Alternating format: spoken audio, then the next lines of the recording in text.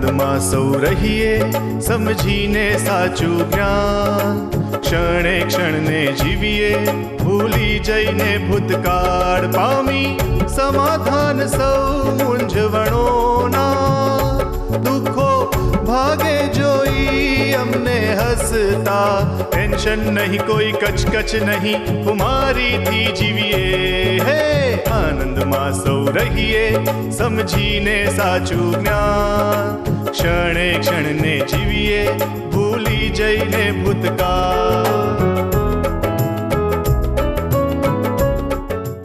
શીતલ. હા, જય સચ્ચિદાનંદ. બોલો. હા, એટલે પ્રશ્નનો જવાબ તો આવી ગયો અર્લિયર ઓન, બુદ્ધિ પર હતું.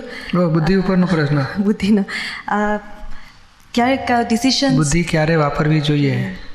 કોઈના દોષ નથી જોવા, ડિસિઝન એવરીડે લાઈફમાં તો લેવા જ ન હતા કે પડતા હોય છે, લેવા જ પડતા હોઈએ છે. હા, એ તો ડિસિઝન લેવાનો વાંધો નહીં, પણ ડિસિઝન લેનારને જુદું રાખવાનું કે આમણે ડિસિઝન લીધું.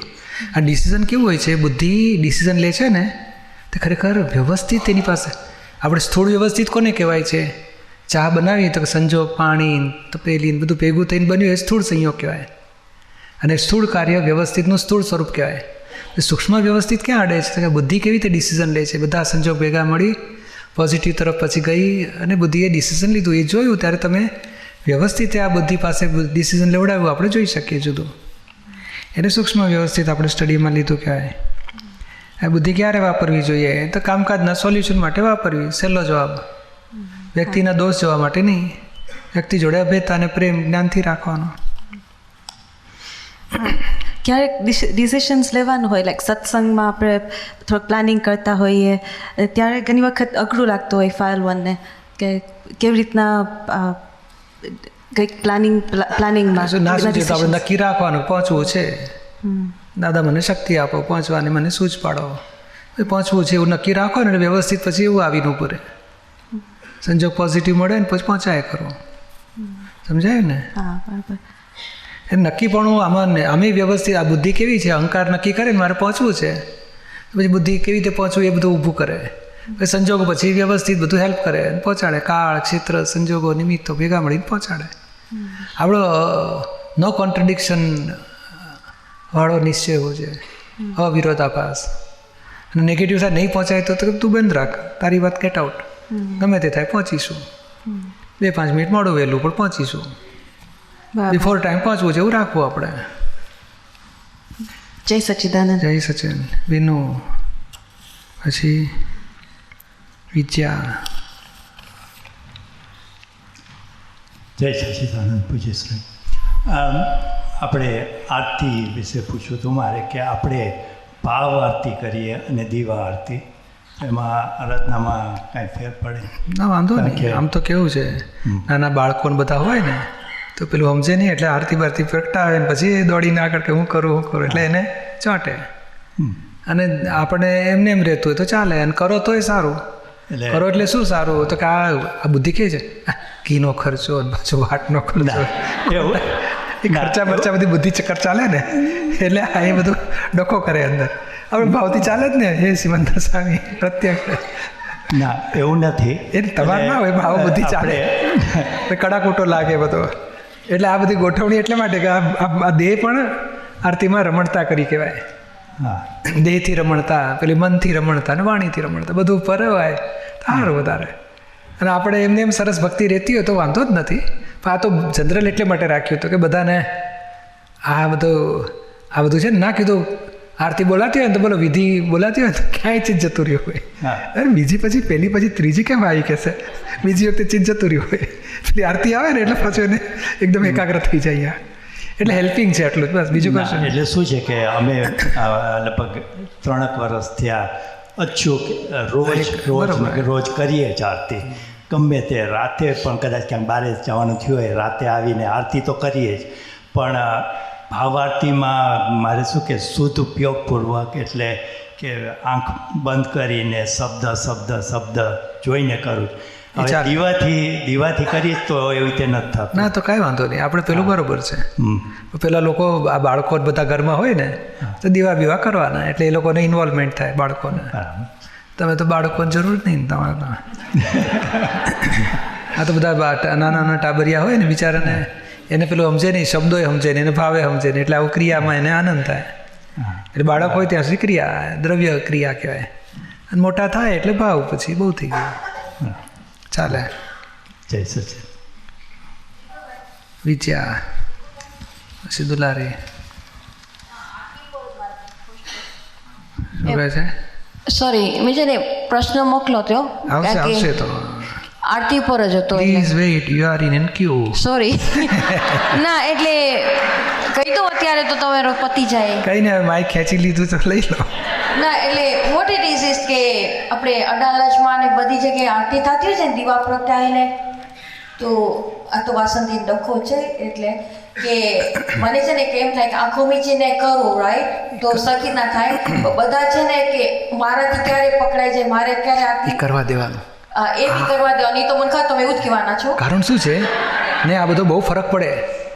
ના કીધું દેહની રમણતા થાય ને, આ બુદ્ધિ શું કરે, ડખામાં કોણ પડે, ધક્કામાં કેમ ક્યાં જાય, પડી જાય, ભાગી જાય, શી જરૂર છે આ બુદ્ધિને ડખા. અને પેલું ભક્તિમાં એને ભગવાન દેખાય ને આરતી દેખાય, બીજું કોઈ દેખાય જ નહીં બીજું. તો કેટલું બધું ચિત્ત એનું ભગવાનમાં એકાકાર થઈ ગયું. એટલે આ મારે વાણી આ બુદ્ધિ, એટલે મને એમ થાય કે શી જરૂર છે. તો નિર્મા કે કરવા દે ને, કે છે લોકોને ભક્તિ થતી હોય તો થવા દે ને. અને લોકોનો ભાવ તો જો કે આ સરસ છે, આ પણ ભાવ જ નહીં ઉત્પન્ન થતા. શુદ્ધ ઉપયોગ મારો છે, અરે ભાવ તો જો, અરે હાર્ટ પ્રગટ થાય, પેલી બુદ્ધિ જ વચ્ચે અમલમાં કામ કરે છે. આ દિલ ખુલ્લું થતું જાય, આમ જય ભગવાન એ દોડે ને આરતીને. ભગવાનની ભક્તિ હાર્ટીલી થાય ને તો ઉત્તમ. આપણી બુદ્ધિને, આ મૂળ બુદ્ધિને ખલાસ કરવા માટે જ આરતી કરવાની છે. કે આખા ક્રાઉડમાં આ અસીમ જે જેકાર અને આરતીનો હેતુ જ આ છે કે આપણી બુદ્ધિ બધી બસ એટીકેટના ભૂતા, આમ ના કરાય, આમ કરાય, આ ખરાબ લાગે, આ સારું લાગે, આની શી જરૂર છે, આની એ બધું તોડવા માટે જ આરતી કરવાની છે. પણ દીપકભાઈ આટલી બધી અન્ડરસ્ટેન્ડ મને તમને ખ્યાલ હતો તો વાસણ તમે ઓછો જવાબ દેશો. બસ તો બહુ સરસ. તમારું હવે એવો જવાબ પ્રમાણે ફાઇલ વનને કહેવાનું, તારે એવો ડાયા થવાની જરૂર છે. ના પણ દીપકભાઈ એટલે કોઈ ભૂલ કાઢવાની જ નહીં કે આ જરૂર નથી, કે જરૂર નથી, કે જરૂર છે, કશું નહીં. આપણે ઉપરથી જવાનું, એ ગુસ્સો વચ્ચે આરતી જય સચ્ચિદાનંદ એવું કરીને આપણે ઘૂસી જવાનું. લોકો એ હાર્ટ આપણું ખુલ્લું થશે, પ્રેમ આવશે લોકો જોડે, અભેતાન પ્રેમ લાગશે. આ તો બુદ્ધિ પછી પાર્ટીશન આવે, પાર્ટીયા વચ્ચે દિવાલ પાડતી જાય ને જુદાઈ ઊભી થતી. મને એવું ન ફાવે એમ કરીને પાછી જુદાઈ ઊભી થાય. આ બુદ્ધિને તોડવી છે આપણે હવે. અને અનધર ક્વેશ્ચન ઇઝ કે આટલું બધું ક્રાઉડ હોય ને તો બધા તો અહીંયા ના પહોંચવાના હોય. અરે જેટલાને પહોંચી એટલે પહોંચાડો. એટલે મેં શું કર્યું ખબર છે, બધા જવા દેવું થાય. એ વાંધો નહીં, બહુ મોટા મનના કહેવાય, મોટા મનના કહેવાય. એટલે અહીંયા શું કરીએ છીએ, બધાને આરતી મોકલાવો, જેટલાને પહોંચી એટલી સાચી, બીજે દાડે બીજાને, આ બે ભાગમાં જેટલી પહોંચી એટલી સાચી. પણ મેં અડધાને તો પહોંચ્યું, અને કોઈને નહીં આપવાનું તો હાવ નાકામું ગયું. એ બધાને પહોંચવા દો. અરે ભગવાનનો પર ભાવ તો આવવા દો લોકોને. આમ કરે ને તો આમ જે પ્રત્યક્ષ ભગવાન જોડે ભાવથી કરતા હોય છે લોકો, અને કેવું આંખો બંધ કરીને દિલથી ભગવાન જોડે એટેચમેન્ટ થાય. અને એ જ આપણી આ બુદ્ધિ, અહંકાર, મન, ચિત્ત બધું ભગવાનમાં રમણતા કરે ને તો આ કકડાટવાળો ઓગળે માલ બધો. એટલે આ બુદ્ધિનો હેતુ જ આ થયો. કારણ શું છે, બહેનોનું બધું મને ભોગવટ ના પેલા કે નિરંતર ભોગવટો ચાલુ જ રહે છે, બંધ જ નથી થતો. હવે એનું સોલ્યુશન શું, બહુ માથાકૂટ કરી મેં તો આ બહેનોને 5 વર્ષથી બધી ભોગવટાને દેશવટો પણ દેશવટો કરીને પાછલે બારણે બોલાવી લે. મેં તો આનું સોલ્યુશન શું કરવું? તો કરતાં કરતાં પછી ચડ્યું, દાદાને પ્રાર્થના કરી, દાદા કે આરતી કરો. એટલે મહીથી એમ થયું કે આરતી કરાવો તો કંઈક સોલ્યુશન આવે.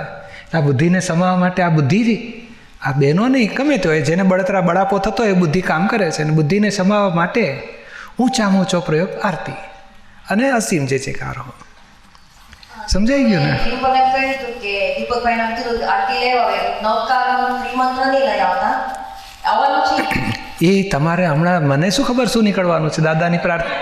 આપણે આરતીમાં તો શું બન્યું બોલો, આઈ થિંક નિરૂમાનો બર્થડે હશે કે એ દિવસે જ દાદા મને સવારના પોરમાં સ્વપ્નમાં આવ્યા અને એવું દેખાયું કે દાદા આવે છે, ચાલો આરતી વારતી કરીએ, સિમંદર સ્વામીની આરતી તૈયાર કરો. પછી દાદા આવ્યા ને પછી કહે છે શું, તો સિમંદર સ્વામીની આરતી હું કરીશ પહેલાં. એટલે મેં તો આ દાદાનો સંકેત છે ને દાદાના જ આશીર્વાદથી આ થઈ રહ્યું છે. એટલે મારે મારી બુદ્ધિ વાપરવાની રહી જ ગયા કે શું લાવવું ને શું ના લાવવું. એટલે આપણે તો આ દાદાની જો અને જો આરતીનું કલેક્શન મળ્યું ને દાદાવાણી આવીને કેટલી અદ્ભુત વાતો મળી આપણને. એટલે અસીમ જે કાર ને આરતી પણ પ્રમાણસર બધું આપણે. અને ઘરમાં બાળકો હોય ને દાદા શું કહે છે કે આ કાળમાં એટલી બધી બળતરા છે. બળતરા કોનાથી છે તો મૂળ બુદ્ધિથી છે. એટલે પછી માણસને શાંતિ થાય ને એટલે વિષય ભણી જાય. કુચારિત્રના વિચાર આવે, વિષયના વિચાર આવે. તો કે નાના બાળકો બોલો 12-12, 10-10, 12-12 વર્ષના ના તો વિષયના તોફાન ઊભા થઈ જાય છે. તો ઘરમાં આરતી કરો ને તો આ લોકોને વિષયનું અહીંથી અંદરથી ઠંડક ઉત્પન્ન થાય ને વિષયની બળતરા સમય. એ મા બાપ છોકરાના વ્યવહારમાં જ એક પેરેગ્રાફ વાંચ્યો મેં. ઓહ બધું આ કેટલો સરસ ઉપાય દાદાએ બતાડ્યો છે.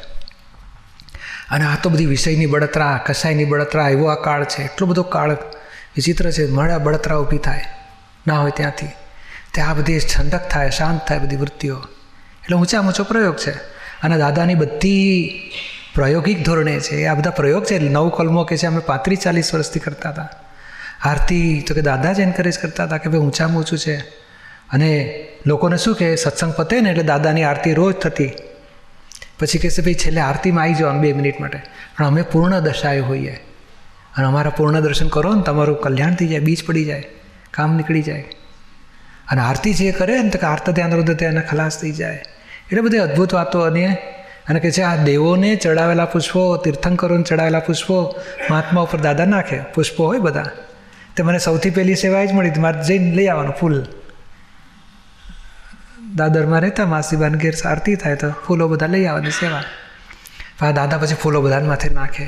અને કે તમારા સંસારના અંતરાય તૂટે, મોક્ષ માર્ગના વિઘ્નો દૂર થાય અને દેવોના આશીર્વાદ ઉતરે. એવા તો બધા ફૂલોમાં અમે વિધિ કરીને પછી તમને આશીર્વાદ માટે નાખીએ બધાને માથે. એટલે આ બધું મને તો દેખાય પ્રત્યક્ષ. તે દાડે બધું રોજ પછી દાદા પેલો જ્ઞાનાંજન બધું પૂરું થાય ને, દાદા શરણમ પેલું કહે ને કે પ્રગટ દીવો બધું બોલાય. પછી દાદા બેસે ને પછી આમ લાંબા પગ કરે, બધાને આશીર્વાદ આપે બધાને. તે આપણે છે એમાંય થોડું આરતીમાં આવે થોડુંક દેખાતું હશે. એ બધું હા એ બધું કેવો મોટો આશીર્વાદ મળે છે. અને દાદાને શરણે જઈએ છીએ કે મોક્ષ સંબંધી શાશ્વત શરણમ. હવે મોક્ષનું તમે એને શરણું માગ્યું ને એટલે એમને આપવું પડે. આપવું પડે એટલે આપણે મોક્ષ સુધી એમનું રક્ષણ આપણી પર રહેવાનું. અને આ કાળ કેવો વિચિત્ર જો આવવાનો જ બાકી. અને આ જેટલું આ ભગવાનનું શરણું લેવાઈ જાય ને એટલા લોકોનું રક્ષણ મળી જાય. એ તો આ બધું એટલે માટે આ બધું નવા દાદાના જ ઉપાયો છે, ગોઠવેલા પ્રયોગો છે. પણ આ કંઈ વાત દબાઈ ગઈ હોય પાછી કુદરતી નીકળી. એ તો કંઈ એવું કંઈ કલ્પના નહોતી કે આપણે આ કરાવવું છે. 5 આજ્ઞા છેલ્લામાં છેલ્લા છે એટલે એનાથી બધું.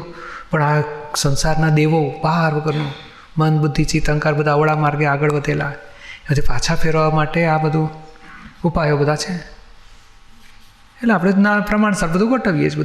બધું મિક્સ છે. દાળ ભાત હોય, રોટલો હોય, લાડવો હોય, ભજીયા હોય, ચટણી હોય, ઢોકળા હોય, બધું મિક્સચર. એક જ નહીં, લાડવા ઉપર જોર નહીં મારવાનું, એકલા ભજીયા ઉપર જોર નહીં મારવાનું. બધું સમૂહમાં સરખે સરખો વધારે ન્યાય મળવો જોઈએ. It's Dada Bhagwan Foundation presentation. Trimandir Sankul, Adalaj, District Gandhinagar, Gujarat. Phone 9327 010101.